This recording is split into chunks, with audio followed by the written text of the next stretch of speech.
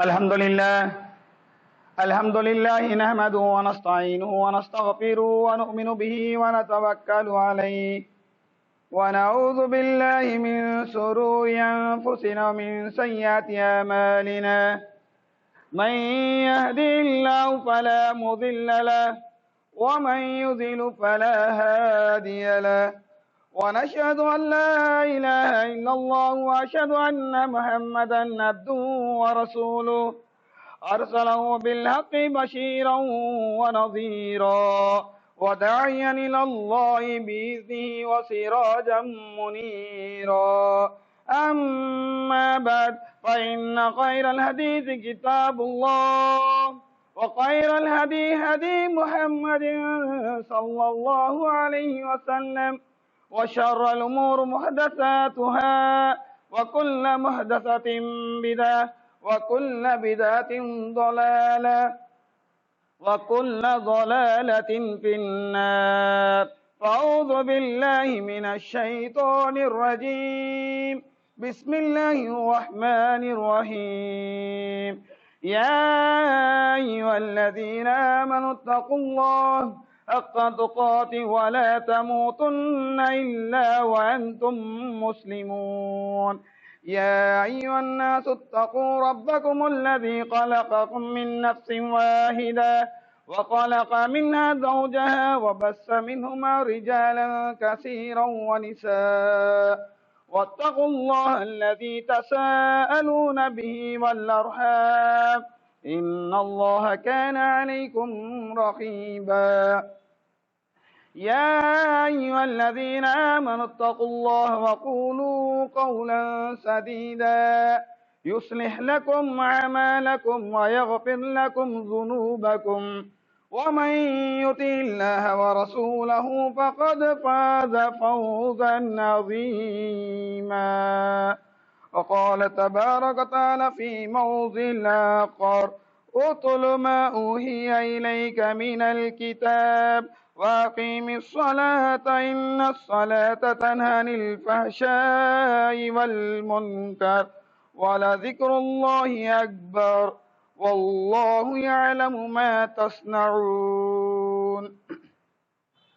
تمام تعریفیں، حمد و ثنا اور بڑائی اس اللہ کے لیے ہے جس نے ہمیں پیدا کیا، ہمیں مسلمان بنایا، ہماری رہنمائی کے لیے انبیاء کرام کو بھیجا۔ درود سلام ہو بے شمار ان درختوں کے پتوں کے برابر، سمندروں کے پانی کے برابر ان انبیاء کرام پر جنہوں نے اس دین کے لیے بہت سے مصیبتیں، بہت سے تکلیفیں اٹھانا پڑا، خصوصاً ہمارے نبی جناب محمد صلی اللہ علیہ وسلم پر۔ سامعین اکرام، ابھی ہم نے خطبہ مسنونہ کے بعد قرآن مجید کی 21ویں پارہ کا شروع کی آیت ہم نے تلاوت کیا ہے۔ آپ لوگ خوب جانتے ہیں کہ ہم نے برکت والا، رحمت والا مہینہ جو ہم سے جدا ہو گیا ہے، اور اس مہینے کے بعد ہم شوال کے مہینے میں داخل ہوئے ہیں۔ ہر مسلمان عید کے دن ایک دوسرے گلے ملے ہوگے، خوشیاں اٹھائے ہوگے، مگر ہر آدمی کو یہ افسوس کرنا چاہیے کہ جو برکت والا، رحمت والا مہینہ جو ہم سے جدا ہو گیا ہے، جس مہینے میں ہم زیادہ سے زیادہ عبادتیں کرتے تھے، قرآن مجید کی تلاوت کرتے تھے، نمازوں کا پابندی کرتے تھے، وہ مزہ جو ہم سے جدا ہو گیا ہے۔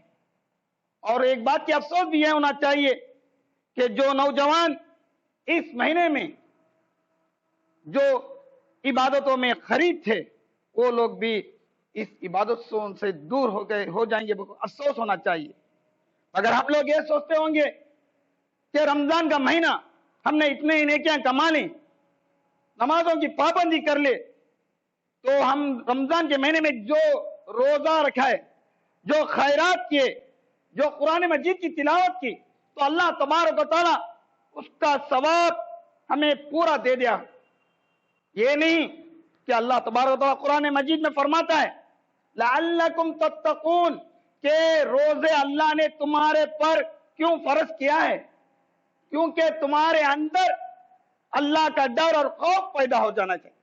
جیسا کہ انسان رمضان کے مہینے میں ہر برائی سے دور رہتا تھا، روزے کی حالت میں جھوٹ بولنے سے دور ہوتا تھا، غیبت کرنے سے دور ہوتا تھا، چرانے سے دور ہوتا تھا، لڑائی جھگڑے سے دور ہوتا تھا، ہر برائی کام سے دور رہتا تھا. کیوں؟ کیونکہ اسے ایک ڈر، کہاں ہمارا روزہ ناقص، ہمارا روزہ کا مقروض ٹوٹ جائے گا.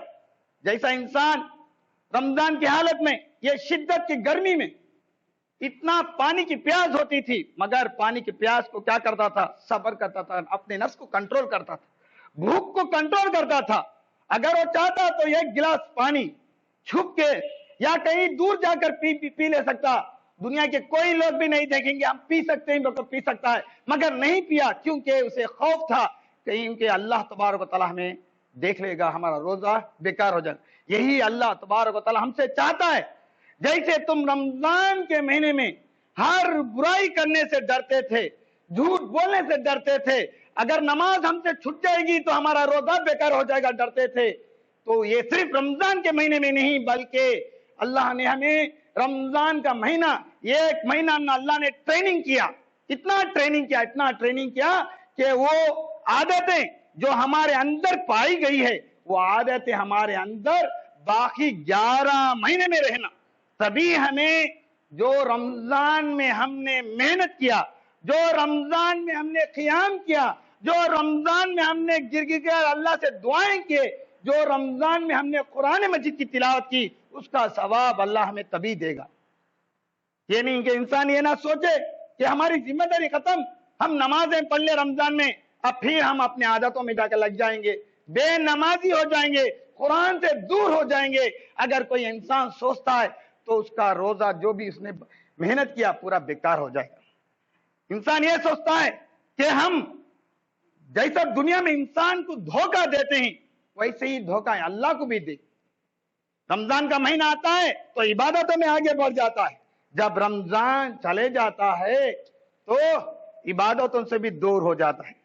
جو دیکھیے انسان اللہ کو ٹھکاتا ہے تو اس طرح سے ہماری عبادت ہونا نہیں ہے. اللہ کے رسول اللہ صلی اللہ علیہ وسلم نے فرمایا اگر تم کوئی اچھا کام کرو تو اتنا کرو کہ کرتے رہو، مرے دم تک تم کرتے رہو. نیک کام میں ہمیں آگے بڑھنا ہے. نیکی ہم نے دنیا میں ہم نے جتنا رمضان میں نیک کام نیکیاں کیے، یہی نیکی ہمیں آخرت میں جنت کو لے کے جائے. دنیا میں دیکھیے انسان دنیا کی اتنی فکر کرتا ہے، صبح شام اس کے لیے اتنا جد و جہد سے محنت کرتا ہے، کیوں؟ دنیا کے لیے، مگر اللہ بھی سے اس کا پھل دنیا میں دے دیتا ہے. مگر آخرت کے لیے انسان اس کی تیاری، اس کی کوشش نہیں کرتا ہے. کتنی افسوس کی بات ہے. اسی لیے اللہ کے رسول اللہ صلی اللہ علیہ وسلم نے فرمایا کہ دنیا کی مثال دیتے ہوئے آپ نے فرمایا کہ سمندر کا پانی ہے، سمندر کے پانی میں کتنا پانی ہے انسان حساب ہی نہیں لگا سکتا، اتنا بے حد پانی. اس سمندر کے پانی میں اگر تم اپنی یہ آخری انگلی اس پانی میں ڈبا کر نکالو گے تو کتنا پانی آئے گا؟ پورا سمندر کا پانی آئے گا؟ نہیں، ایک یا 2 قطرہ ہی ہمارے ہاتھ میں وہ پانی آئے گا. تو اللہ کے رسول اللہ صلی اللہ علیہ وسلم نے فرمایا اس کی مثال اسی طرح ہے کہ دنیا کی زندگی تمہاری 1 یا 2 قطرے کی زندگی ہے، باقی جتنا پانی ہے اتنی ہماری زندگی اللہ اور باقی رکھے. مگر انسان دیکھیے یہ کہ 2 قطرے کی زندگی کے لیے کتنا تڑپتا ہے، کتنا محنت کرتا ہے. یہ کہ 2 قطرے کی زندگی میں انسان اللہ سے دور ہو جاتا ہے. یہ کہ 2 قطرے کی زندگی میں انسان کتنے برائی کر لیتا ہے. یہ کہ 2 قطرے کی زندگی سے انسان اپنے رشتوں کو توڑ لیتا ہے. یہ کہ 2 قطرے کی زندگی سے انسان اور جھوٹیں غیبت کرتا ہے. تو اللہ تبارک و تعالیٰ تو دیکھیے اسی لیے اللہ تبارک و تعالیٰ قرآن میں فرماتے ہیں والآخرۃ خیر وابقیٰ، تمہاری زندگی آخرت کیا ہے؟ دنیا کی زندگی سے سب سے بہترین زندگی آخرت ہے. اس زندگی کے لیے تم تیار کرو، وہاں کے لیے تم تیار کرو، دنیا کے لیے نہیں. دنیا کے لیے بھی کوشش کرنا ہے مگر دنیا سے بڑھ کر ہمیں کسے ترجیح دینا ہے؟ آخرت. اسی لیے اللہ کے رسول اللہ صلی اللہ علیہ وسلم نے فرمایا جب انسان دنیا میں آتا ہے تو خالی ہاتھ آتا ہے. جب دنیا میں آتا ہے انسان ہنساتے ہوئے آتا ہے، جب دنیا سے جاتا ہے تو انسان دراتے ہوئے جاتا ہے مگر کچھ بھی نہیں لے کر جاتا. تمہاری دولت، تمہارے رشتہ دار، تمہارے اولاد سب دنیا میں ہی چھوڑ کر جانا، کچھ بھی تمہارے ساتھ نہیں آتی ہے. آتا ہے تو کیا ہے؟ صرف تمہارے اعمال. تو اللہ تبارک و تعالی ہمیں دنیا میں بھیجا ہے. کس لیے بھیجا ہے؟ اللہ کی بندگی کرنے کے لیے، اللہ کی عبادت کرنے کے لیے، اللہ کو راضی کرنے کے لیے، جنت کو پانے کے لیے اللہ ہمیں دنیا میں بھیجا ہے. یہ دنیا ہمارے لیے کیا ہے؟ آزمائش ہے. یعنی ہر انسان یہ نہ سوچے کہ دنیا ہمارے لیے بہت تکلیف ہے، ہمیں دنیا میں تکلیف میں آرام کی زندگی چاہیے. وہ آرام کی زندگی دنیا میں نہیں. اگر دنیا میں تمہیں تکلیف ہی نہیں سو رہنا ہے تو دنیا وہ آخرت ہے. آخرت ہی میں، جنت ہی میں کچھ بھی تکلیف نہیں، آرام کی زندگی. مگر دنیا میں ہر آدمی کو آنے کے بعد اللہ تبارک و تعالی ہر آدمی کو آزماتا ہے، امتحان لیتا ہے. دیکھ لیجئے انبیاء کرام رضوان اللہ، انبیاء کرام تو اللہ تبارک و تعالیٰ نے زندگی میں آزمایا. کئی انبیاء کے حصہ ان کے حصے میں اٹھا لیجئے، ان کے کتنے انبیاء کرام کو اللہ نے آزمایا. انبیاء کرام کو اللہ آزماتا ہے تو ہمیں کیا؟ سوچیے. تو انبیاء کرام ایوب علیہ السلام، سب سے ایوب علیہ السلام اللہ تبارک و تعالیٰ ان کو آزماتا ہے. ایک بیماری دیتا ہے، کھال کی بیماری، جسم میں بیماری آئے گی، کھال پھوڑے، شدت سے پھوڑے آگے، پھوڑے آنے کے بعد بھی تب بھی کیا کیا ہو؟ تب بھی عبادت کو نہیں چھوڑے. آج ہمیں دیکھیے تھوڑی تکلیف آ جاتی ہے، پیر میں درد آ جاتا ہے یا سر میں درد آ جاتا ہے یا پیٹ میں درد آ جاتا ہے، ہم نماز سے غفلت کرتے ہیں، نماز سے دور ہو جاتے ہیں، عبادتیں چھوڑ دیتے ہیں. اگر گھر میں کوئی مہمان آ جاتا ہے نمازیں چھوڑ دیتے ہیں. تو دیکھیے ایوب علیہ السلام، اللہ نے ان کی بیماری دیا، دینے کے بعد اور زیادہ عبادت میں لگ گئے. اللہ نے ان کو اب بھی آزمایا اور ان کی بیماری کو اللہ نے زیادہ کر دیا. اتنے ان کے جسم میں اتنے بڑے بڑے پھوڑے بن گئے جس سے پانی ٹپکنے لگا، اتنی بدبو، یہاں تک کہ ان کی اولاد ان سے دور ہو گئی، بستی والے بھی ان سے دور ہو گئی، کوئی ان کو ساتھ دینے والا نہیں تھا، صرف ان کی بیوی. یہ بیماری کتنے دن تھی؟ ایک دن، ایک مہینے، ایک سال نہیں، بلکہ 14 سال سے. اللہ اکبر، 14 سال یہ بیماری میں ملوث تھے. تو 14 سال نے انہوں نے صبر کیا. آج ہماری حالت دیکھیے، اگر اللہ کوئی ہمارے بیپر میں کوئی تکلیف دے دیں یا ہم نے صحت، اللہ ہمیں کوئی بیمار بنا دیں یا کوئی تکلیف آ جائیں، انسان کیا کرتا ہے؟ ایک دن 2 دن صبر کرتا ہے، اس کے بعد کیا کرتا ہے؟ اللہ ہی کو بھول جاتا ہے. ایوب علیہ السلام دیکھیے 14 سال اللہ سے لگاتار دعا کرتے گئے، صبر کرتے گئے، صبر کرتے گئے. اس کے بعد اللہ نے 14 سال کے بعد ان کی بیماری کو ٹال دیا. تو کیا اللہ نے ان کو ہوئی چھوڑ دیا؟ نہیں، بلکہ ان کو شفا دیا. تو یہاں پر بولنے کا مطلب یہ کہ انسان کو یہ دنیا ہمارے لیے کیا ہے؟ آزمائش ہے. دنیا میں ہمیں آنے کے بعد ہم دولت، جتنا بھی دولت جمع لو، کتنی بھی اولاد تم جمع کر لو، کتنے بھی رشتہ دار تم جمع کر لو، سب دنیا میں رکھ کر ہی جانا، کچھ بھی ہمارا کام آتا نہیں. ہمارا کام آتا ہے تو دنیا سے انسان جاتا ہے تو خالی ہاتھ جاتا ہے، لے کر جاتا ہے تو نیک اعمال لے کر جاتا ہے. اسی لیے اللہ تبارک و تعالیٰ قرآن مجید میں فرماتے ہیں کہ اے لوگو، تم دنیا میں جانے کے بعد میری عبادت کرو. وما خلقت الجن والانس الا ليعبدون. اللہ تعالیٰ قرآن مجید میں فرماتا ہے ہم نے دنیا میں انسانوں کو بھی بنایا، جنوں کو بھی بنایا. کس لیے بنایا؟ اس کا بھی اللہ جواب دے دیا، ہم کو کنفیوز ہونے کی ضرورت نہیں. اللہ اس کا بھی ہمیں کھلا جواب دے دیا، صرف میری عبادت کرنی. تمہیں دنیا کے جانے کے بعد میری عبادت. آج دیکھیے انسان دنیا میں آنے کے بعد اللہ کی عبادت بھی نہیں کرتا ہے، نہ اللہ کا شکر بجاتا ہے. جو اللہ نے ہمیں نعمتیں دی ہیں، ہر نعمت کو انسان اللہ کو یاد کرتے ہوئے شکر بجلانا ہے. مگر انسان کیا کرتا ہے؟ ناشکری کرتا ہے، اللہ کو یاد بھی نہیں کرتا ہے، اس زبان سے اللہ کی ذکر بھی نہیں کرتا ہے، یاد بھی نہیں کرتا ہے. تو کتنی افسوس کی بات ہے. اللہ تبارک و تعالیٰ جو کچھ ہمیں نعمت دیا ہے، انسان اسے کیا ہو جانا ہے؟ اللہ کو یاد کرنا ہے، اللہ کا شکر بجانا ہے. جیسے کہ اللہ تعالیٰ قرآن مجید میں فرماتا ہے لَإِن شَكَرْتُمْ لَأَزِيدَنَّكُمْ وَإِن كَفَرْتُمْ إِنَّ عَذَابِي لَشَدِيدٌ. اللہ فرماتا ہے اے لوگو، اگر تم میرا شکر بجلاؤ گے میں تمہیں اور زیادہ دوں گا. کتنا دوں گا؟ بے حساب. اللہ کے پاس حساب ہی نہیں ہے. ان اللہ بغیر حساب، اللہ بے حساب دے گا. وَإِن كَفَرْتُمْ، اللہ وہاں کنڈیشن ڈالتا، خبردار اگر تم میرا ناشکری کرے گا، ان عذابی لشدید، یاد رکھ لے کہ میرا عذاب بہت سخت ہے. سخت. اللہ کیا بولتا ہے؟ لفظ میرا عذاب ہے بولا نہیں، بلکہ کہتا ہے میرا عذاب بہت سخت ہے، اس کا مطلب کیا؟ تو برداشت نہیں کر سکتے۔ تو ہم دنیا میں آنے کے بعد اللہ کا ہمیں شکر بجلانا ہے، اللہ کو یاد کرنا ہے۔ جیسے ہم رمضان کے مہینے میں جیسے نمازیں پڑھے، قرآن مجید کی تلاوتیں کرے، جتنا خیرات کے، وہ عادتیں ہمارے اندر باقی رہنا ہے۔ اگر رمضان کے بعد ہمارے اندر سے وہ عادتیں چل جائیں گے، پھر ہمارے اندر برائیاں آ جائیں گے، تو اللہ تبارک و تعالیٰ جیسا یہ رمضان کا مہینہ ہمیں دینے کے بعد اس مہینے میں ہم اتنا عبادت کر پورا فائدہ نصیب ہو جائے گا۔ تو ہماری عبادتیں، رمضان کی عبادتیں ہماری قبول ہونا ہے۔ ہم جو کچھ اس میں جد و جہد کے ساتھ محنت کیا ہے، اس کا پھل ہمیں ملنا ہے۔ تو ہمیں اس عبادتوں کو آخر تک کیا کرنا ہے؟ نمازوں کی پابندی کرنا ہے، نمازوں کا اہتمام کرنا ہے، نمازوں سے غفلت نہیں کرنا ہے۔ جیسے نماز، ایک وقت نماز چھوڑنے سے ہم ڈرتے تھے، اسی طریقے سے باقی رمضان میں بھی، یہ 11 مہینوں میں بھی ہمارے اندر آنا، کیونکہ کل قیامت کے دن اللہ تبارک و تعالیٰ ہم سے سب سے پہلا سوال کیا پوچھے گا؟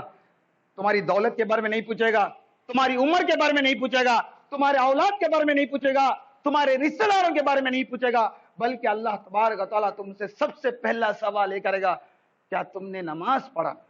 یہی پوچھے گا۔ اگر ہمارا جواب ہاں رہے گا، اس کے بعد ہمارے سے حساب کتاب۔ پہلا ہی جواب ہمارا ناکام رہے گا تو سمجھ لیجئے اللہ تبارک و تعالیٰ فوراً فرشتوں کو حکم دے گا، خذوہ فغلو، پکڑ لو، اس سے زنجیروں میں لپٹ لو، خذوہ فغلو ثم الجحیم صلو، اس کے بعد اسے پکڑ کر لے جا کر پھینک دو، ثم الجحیم صلو، کہاں پر؟ جہنم میں پھینک دو۔ دیکھیں جی، تو کل قیامت کے دن سب سے پہلا سوال ہمارے سے کیا ہوگی؟ نماز کے بارے میں۔ نماز آنکھوں کے ٹھنڈک ہے۔ ہم سوچتے ہیں کہ کتنا بھی ہم بیپار کریں، صبح میں جا کر رات تک بھی تم گدے کی محنت کر کے، کتنا بھی محنت کر کے تم کما لو، اگر اللہ کی خوشی نہیں ہے اس بیپار میں برکت ہی نہیں۔ تو تھوڑی بھی بے محنت کرو، تم نمازوں کا دیکھیے اللہ کے رسول اللہ صلی اللہ علیہ وسلم، صحابہ کرام کی زندگی، رضوان اللہ اجمعین کی زندگی، ان لوگوں کی زندگی چھوٹے سے گھر، یہاں تک کہ آتا ہے حدیث میں اگر ان کا گھر ہوتا تو اس گھر کے دروازے نہیں ہوتے، اتنا چھوٹا گھر۔ اگر گھروں میں بیٹھے ہوتے، ان کے کپڑے اگر گندے ہو جاتے تو کپڑے اگر دھوئے تو بھی کسی کو گھر کے اندر آنے کی حکومت نہیں ہوتی، کیونکہ وہ لوگ کیا کہتے ہیں، خود پہنے سے کپڑے کو دھو کر جب تک وہ کپڑا نہیں سکتا تب تک وہ بغیر کپڑے کے رہتے تھے۔ اتنی تنگی زندگی، مگر خوشی کے ساتھ، محبت کے ساتھ تھے۔ کیوں؟ کیونکہ اللہ اور اس کے رسول کے حکم پر عمل کرنے والے تھے، نمازوں کا برابر اہتمام کرتے تھے، اللہ کے رسول جو بتائے ہوئے طریقوں پر چلتے تھے۔ اسی لیے اللہ تعالیٰ قرآن مجید میں فرماتا ہے رضی اللہ عنہم ورضوا عنہ، اللہ بھی ان سے راضی ہو گئے، یہ بھی اللہ سے راضی ہو گئے، اللہ بھی ان سے خوش ہو گیا، یہ بھی اللہ سے خوش ہو گئے۔ کیوں؟ کیونکہ جو اللہ اور اس کے رسول جو بتائیں ان تمام طریقوں پر عمل کرنے والے تھے۔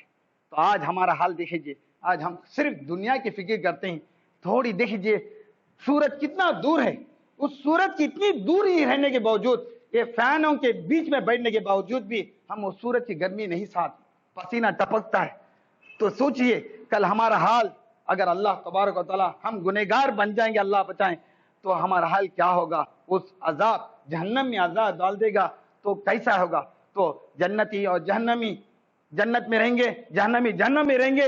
تو اللہ تعالیٰ قرآن مجید میں سورہ ملک میں کہتا ہے اذا القوا فیہا سمعوا لہا شہیقا وہی تفور، جب انہیں جہنم میں پھینکا جائے گا، چلائیں گے، چیخیں گے، بھیانک آوازیں آئیں گے، تو جنتی لوگ جا کر جہنمی لوگوں سے دیکھیں گے، تو اپنے دوست کو دیکھ کر سوال کریں گے، کیا بھائی تمہارے پاس تو اللہ نے تمہیں اتنی دولت دی، اتنے دوست احباب تھے، تمہارے پاس دوستاں تھے، دولت تھی، علم تھا، گاڑیاں تھے، گھراں تھے، مال تھا، سب کچھ تھا، جب تم باہر جاتے تھے لوگ تمہیں عزت دیتے تھے، جب تم باہر جاتے تھے لوگ تمہیں سلام کرتے تھے، مگر کیا وجہ آج تم جنت پانے کے بجائے جہنم میں آ گئے؟ تو جہنم ہی کھیلے گا، بولے گا افسوس کے ساتھ، سر میں پیشانی میں ہاتھ مارتے ہوئے کہے گا ہاں میرے پاس سب کچھ تھا، دوستاں تھے، رشتہ دار تھے، اولاد تھا، دولت تھی، دنیا کی سب کچھ چیزیں تھے، مگر قالوا الم نکو من المصلین، وہ کہے گے ہم نمازیوں میں سے نہیں تھے، نہیں سب کچھ تھا، صرف نماز پڑھنے میں سستی کر دیا، نماز نہیں پڑھا، اس لیے اللہ تبارک و تعالیٰ مجھے جنت کو جاننے کے بجائے جہنم ڈالا۔ تو اللہ تبارک و تعالیٰ کل قیامت دن ہمیں پوچھے تو ہم یہ نہیں کہہ سکتے اللہ میں نماز نہیں پڑھا مگر میں مسجدیں بنا، اللہ میں نماز نہیں پڑھا کتنے مدرسے بنا، اللہ میں نماز نہیں پڑھا کتنوں کی شادی کرا، اللہ میں نماز نہیں پڑھا کتنے جنوں کی مدد کیا۔ اللہ پوچھے گا بار بار نماز پڑھا، نماز پڑھا؟ نہیں، یہ نہیں کیا، یہ کیا، یہ کیا۔ اس کے بعد اخیر میں یہی جواب آئے گا نماز نہیں، چلے جا جہنم۔ تو اس لیے ہم کو کہنے کا مطلب ہے جیسا کہ اللہ تعالیٰ قرآن مجید میں فرماتا ہے، سب سے پہلی آیت الف لام میم ذالک کتاب لا ریب فیہ ھدی للمتقین الذین یقیمون الصلاۃ ومما رزقناہم ینفقون۔ تین چیز ہمیں کرنا ہے کہ ایمان لانے کے بعد صرف ایمان ہی تو اس سے معلوم ہوتا ہے، تو ایمان ہی ہمارے لیے کامیابی نہیں ہے۔ ہر مسلمان تو ایمان لاتا ہے، ایمان کے ساتھ ساتھ کیا ہونا ہے؟ یقیمون الصلاۃ، نماز کے قائم کرنا، نماز پڑھتے رہو۔ نماز پڑھو نہیں کہ اللہ لفظ کہتا ہے نماز پڑھتے رہو، یہ نہیں کہ چند دن آئے نماز پڑھنے چھوڑ دیں، ویسا نہیں، نماز پڑھتے رہو کب تک؟ تمہیں موت آئے تک۔ الذین یقیمون الصلاۃ، اس کے بعد ومما رزقناہم ینفقون، ایمان لانا، نماز پڑھتے رہنا، اللہ ہمیں دو دولت دیا ہے، اس دولت کو اللہ کے راستے میں خرچہ کرنا۔ یہ تین چیز ہوں گی تو اللہ تعالیٰ ہمیں دنیا میں گارنٹی دے اولئک علی ھدی من ربہم واولئک ھم المفلحون، یہی لوگ سیدھے راستے پر ہیں۔ کون سے لوگ سیدھے راستے پر ہیں؟ یہ جماعت وہ جماعت نہیں، کون سے لوگ؟ اللہ بولتا ہے ایمان لانے کے بعد نماز پڑھتے رہو گے، اللہ کے راستے میں خرچہ کرتے رہو گے، تم ہی سیدھے راستے پر ہو، تم ہی کریکٹ وے میں۔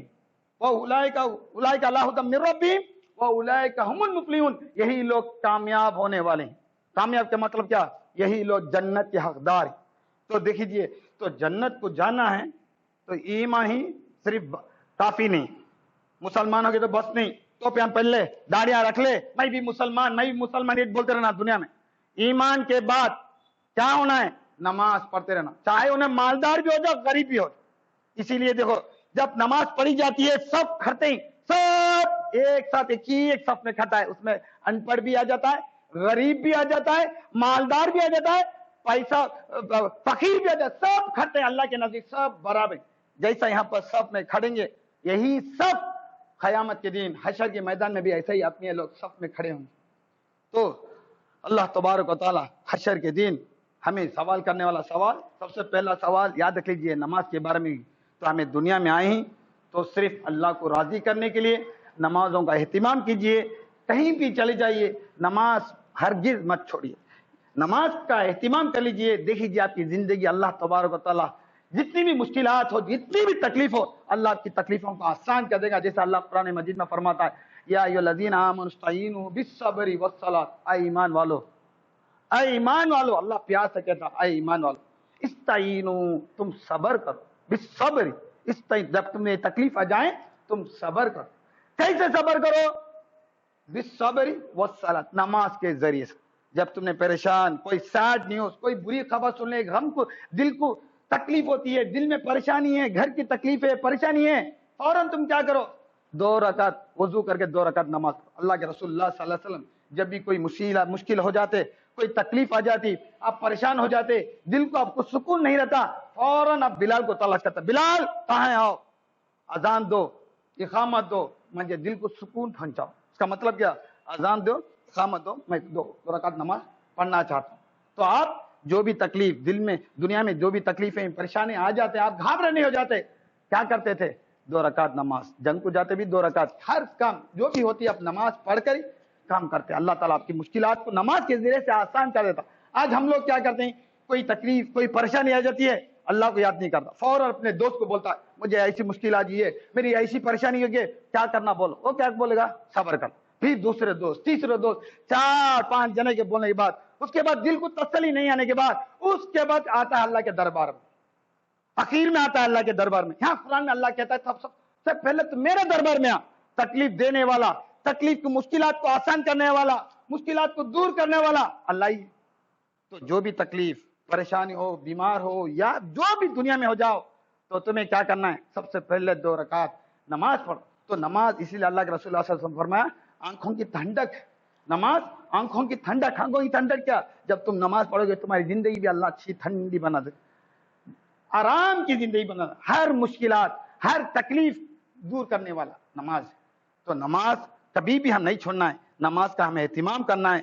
نماز جیسا ہم نماز پڑھیں گے اس کی مثال اللہ کے رسول اللہ صلی اللہ علیہ وسلم نے فرمایا کہ جب آدمی نماز 5 وقت کی نماز کی پابندی کرتا ہے اس کی مثال ایک ایسی ہے، تمہارے گھر کے سامنے ایک ندی جاتی ہے، اس ندی میں تم 5 وقت نہاؤ گے، کیا تمہارے بدن میں کوئی گندگی دیکھو گے؟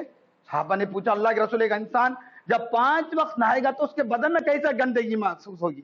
اسی طریقے سے اس آدمی کی بھی مثال ہے، جو آدمی 5 وقت نماز کی پابندی کرتا ہے تو اللہ بھی اس کے چھوٹے موٹے گناہ جو انجانے میں جو بھی ہو جاتے ہیں اللہ بھی اس کے گناہوں کو مٹا دے گا۔ جیسا بدن میں گندگی چل جائے گی ویسا تمہارے گناہوں کو بھی اللہ مٹا دے گا۔ اسی لیے اللہ ہمیں، یہ دنیا میں آنے کا مقصد ہمارا کیا ہے؟ نماز ہے۔ الصلاۃ الفرق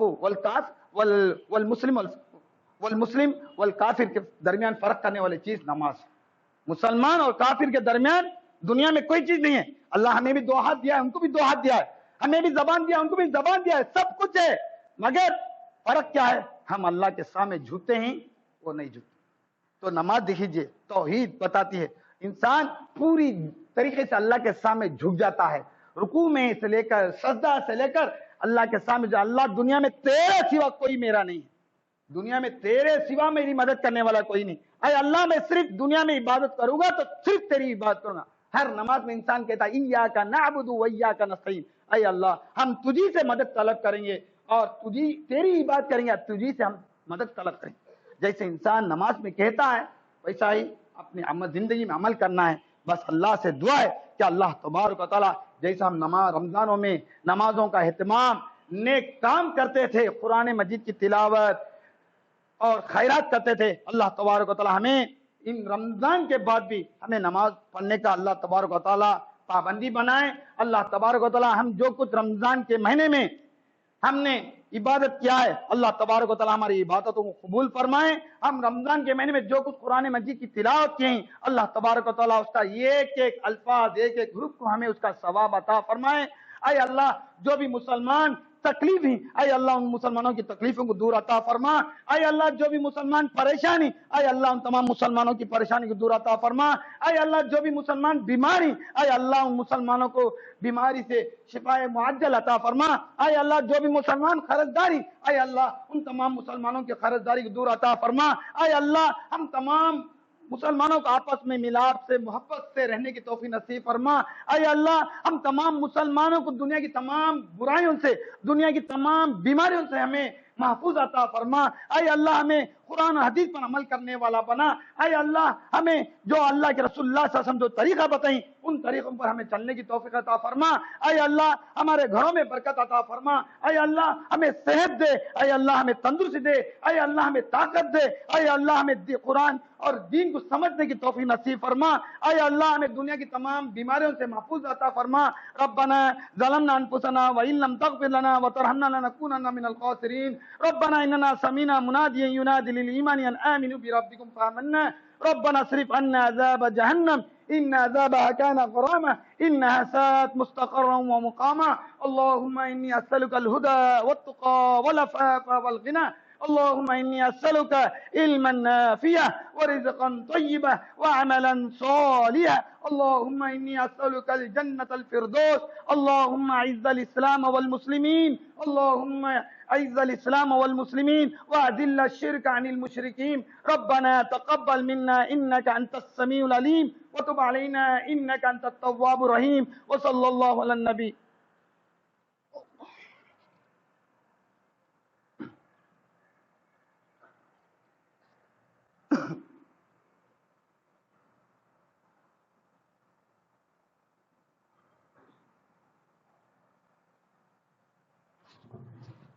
الحمد لله نحمده ونستعينه ونستغفره ونؤمن به ونتوكل عليه ونعوذ بالله من شرور انفسنا ومن سيئات اعمالنا۔ جیسا یہ رمضان کے بعد شوال کا مہینہ ہے، یہ شوال کے روزے بھی بہت بڑی فضیلت ہے۔ اللہ کے رسول اللہ صلی اللہ علیہ وسلم نے فرمایا جو آدمی ایک شوال کے روزے رکھتا ہے وہ آدمی ایک سال پورا سال روزے رکھنے کا برابر کا ثواب، 365 دن ہم روزے رکھنے کا برابر کا ثواب۔ ہم یہ نہ سوچیں کہ رمضان کا مہینہ جو فرض روزے تھے بہت مشکل کے ساتھ، بہت تکلیف کے ساتھ ہم روزہ رکھے، یہ 6 روزے کیوں رکھے؟ یہ تو فرض نہیں ہے مگر سنت، سنت بھی اللہ کے رسول کی ایک ایک سنت بھی ہمیں فالو کرنا 40 صحابہ کے برابر کا ثواب. تو ہم اس میں سستی نہیں کرنا ہے کہ ہر آدمی ایسا موقع اللہ تبارک و تعالیٰ بونس دیتا ہے کہ میرا بندہ کسی حال میں جتنا ہو سکے نیک کام کر کر دنیا سے آ جائیں. تو ہم کو چاہیے کہ یہ شوال کے روزے رکھیں. اگر اللہ کے رسول اللہ صلی اللہ علیہ وسلم لگاتار بھی رکھیں، یہ شوال کے پورے مہینے میں ایک دن چھوڑ کر بھی رکھ سکتے ہیں، ہفتے میں ایک ایک بول کے رکھ سکتے ہیں. بہرحال یہ شوال کے مہینے میں 6 روزے رکھنا ہے. اس روزے کی بہت بڑی فضیلت ہے، یہاں تک کہ جو آدمی روزہ رکھتا ہے اللہ تبارک و تعالیٰ سے 70 سال جہنم کی آگ سے دور رکھتا ہے. تو کامن بتائیں، روزہ رکھے تو ایک روزہ رکھے تو ہمیں جہنم کی آگ سے 70 سال ہم جہنم کی آگ سے دور رہیں گے. اتنی بڑی فضیلت ہے. تو روزہ جب ہم نماز پڑھتے ہیں تو ہمارے لیے پڑھتے ہیں، خیرات کرتے ہیں تو ہمارے لیے کرتے ہیں. روزہ ہمارے لیے نہیں ہے بلکہ ہم روزہ رکھتے ہیں تو اللہ کے لیے. تو اللہ کو راضی کرنے کے لیے جو اللہ کو پسند ہے وہ کام میں ہمیں آگے رہنا ہے. یہ نہیں سوچنا کہ رمضان میں رکھا ہم ٹائرڈ ہو گئے ہیں، ہماری طبیعت ساتھ نہیں دیتی ہے، یہ نہیں ہوتی. رکھو، جتنا ہم رکھیں گے تو اللہ کے لیے آپ رکھیں گے، اللہ آپ کی ضرور حفاظت کرے گا، اللہ آپ کو ضرور صحت اور تندرستی دے گا. تو ایسے موقع کو ہمیں ضائع نہیں کرنا ہے. جیسا رمضان کا بہترین مہینہ ہم سے جدا ہو گیا، پھر یہ آئندہ سال یا رمضان آئے گا یا نہیں، یا ہم لوگ رہیں گے نہیں معلوم نہیں. تو رمضان برکت والا مہینہ تو چلا گیا، شوال کا مہینہ تو قائم ہے. تو یہ 6 روزے رکھنے کی کوشش کیجیے. اللہ تبارک و تعالیٰ ہم تمام لوگوں کو یہ 6 روزے رکھنے کی توفیق نصیب فرمائیں. الحمد للہ نحمده ونستعینه ونستغفره ونؤمن به ونتوکل علیہ ونعوذ باللہ من شرور انفسنا من سیئات اعمالنا من يهده الله فلا مضل له ومن يضلل فلا هادي له ونشهد ان لا اله الا الله واشهد ان محمدا عبده ورسوله ارسله بالحق بشيرا ونذيرا وداعيا الى الله باذنه وسراجا منيرا. أما بعد فإن خير الحديث كتاب الله وخير الهدي هدي محمد صلى الله عليه وسلم وشر الأمور محدثاتها وكل محدثة بدعة وكل بدعة ضلالة وكل ضلالة في النار. فأعوذ بالله من الشيطان الرجيم. بسم الله الرحمن الرحيم. إن الله وملائكته يصلون على النبي يا أيها الذين آمنوا صلوا عليه وسلموا تسليما. اللهم صل على محمد وعلى آل محمد كما صليت على إبراهيم وعلى آل إبراهيم إنك حميد مجيد. اللهم بارك على محمد وعلى آل محمد كما باركت على إبراهيم وعلى آل إبراهيم إنك حميد مجيد. إن الله يأمر بالعدل والإحسان وإيتاء ذي القربى وينهى عن الفحشاء والمنكر والبغي يعظكم لعلكم تذكرون. اذكروا الله يذكركم وادعوه يستجب لكم ولذكر الله تعالى أولى وضل وتم وأكبر.